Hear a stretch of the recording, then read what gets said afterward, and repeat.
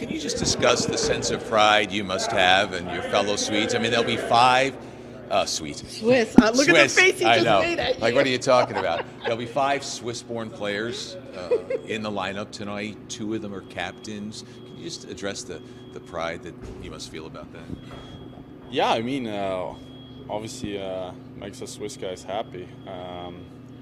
We're a small country, but we're doing a good job with developing players, ice hockey players right now, and it's just getting better there. And like you can feel the hype back home in Switzerland, and yeah, it should be definitely a fun game. And obviously, not a lot of Swiss guys in this league, so we know each other. So it'll definitely be a game we'll talk about when we see each other.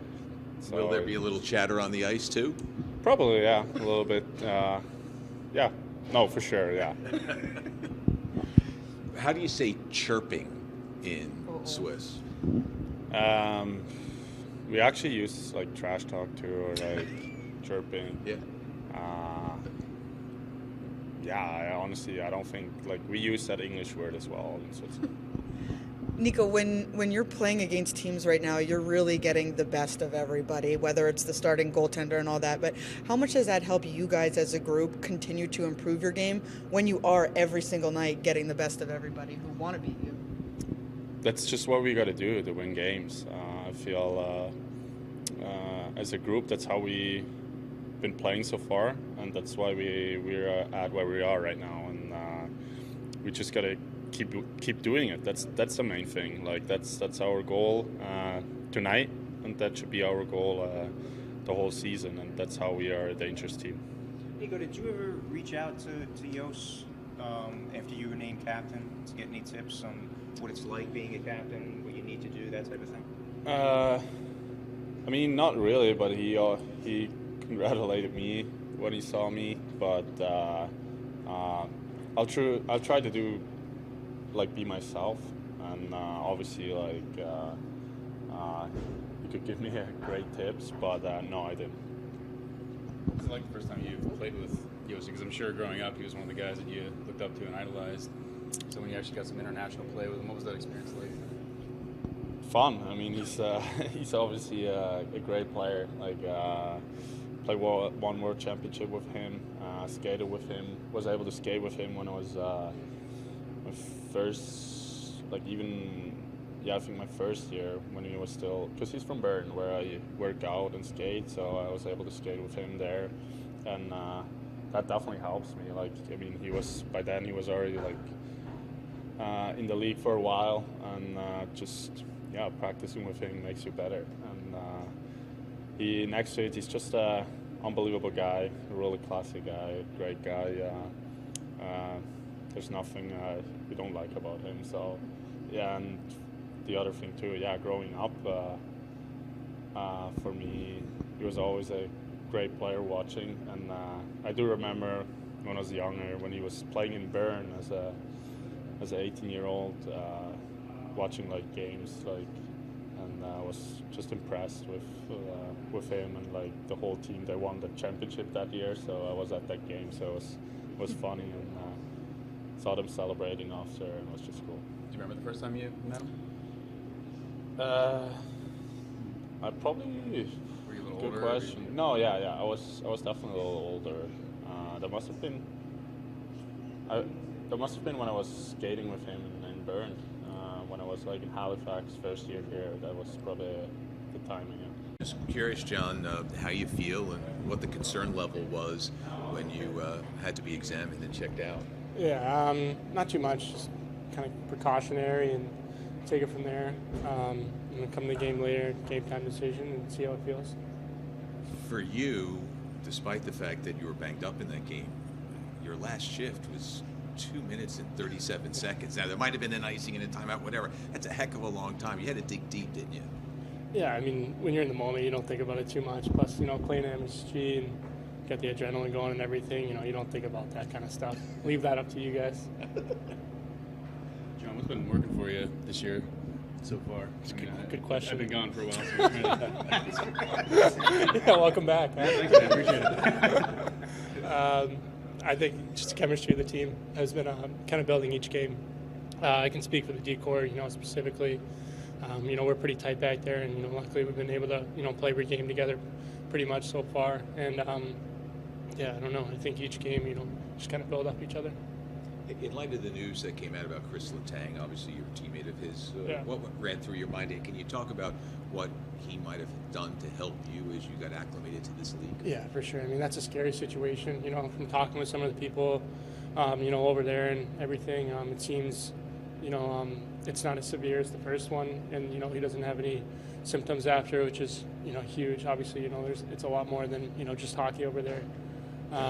But I mean, yeah, what he's meant to me and helped me figure out my game, on and off the ice too.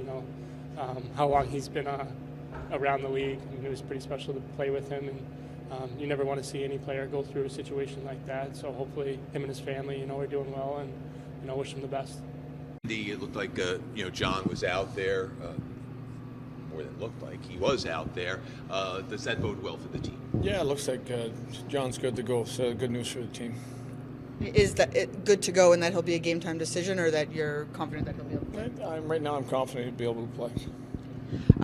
Just while we're talking about players like that, do you have an update on how some of your guys are doing, whether it's Palat, Blackwood, and then obviously Nate is the big one? Okay, well, Platt and Blackie are progressing, skating.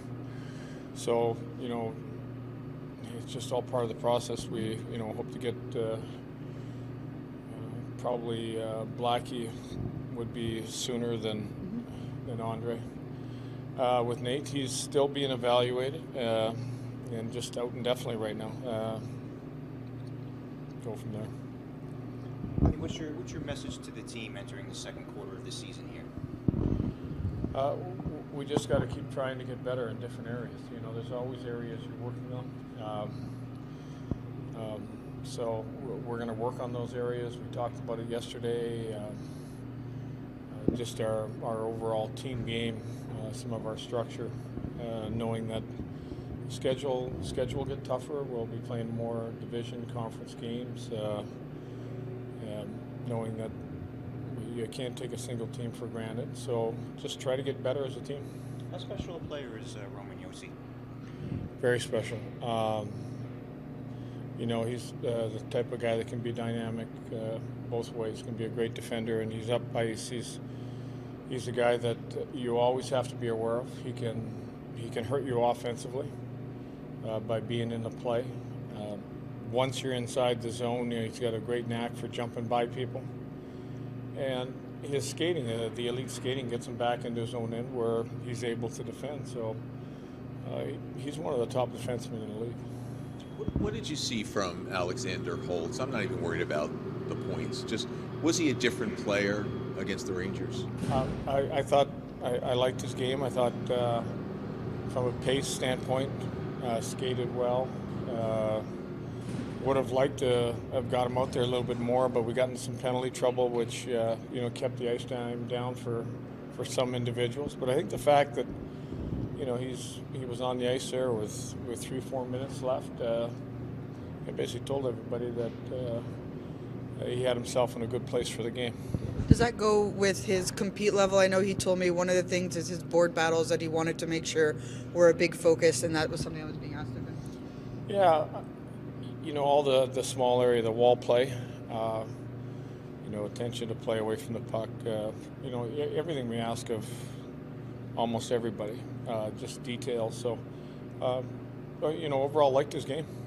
Players have to earn that right to be out there late or in key circumstances. You just don't say go out there and show me what you got. But I've observed that you use it with Holtz. Boquist late in games when he was just back in the lineup, you've put him out. So what's the balance between he's earned it, but they have to learn, we're trying to win, all those things? A lot of times it's when we're looking at matchups late, it turns into matchups. A lot of nights it's the line that's been going the best is the next line up. And I think you've seen that on different nights where sometimes lines have changed. Sometimes other individuals will get a bigger opportunity, but really it's a lot of detail stuff that the players have put into the game that allows them to be the guy that gets the call late. It's been a long time since the Devils have been a hunted team. How much does that affect your mental approach to the team, to coaching?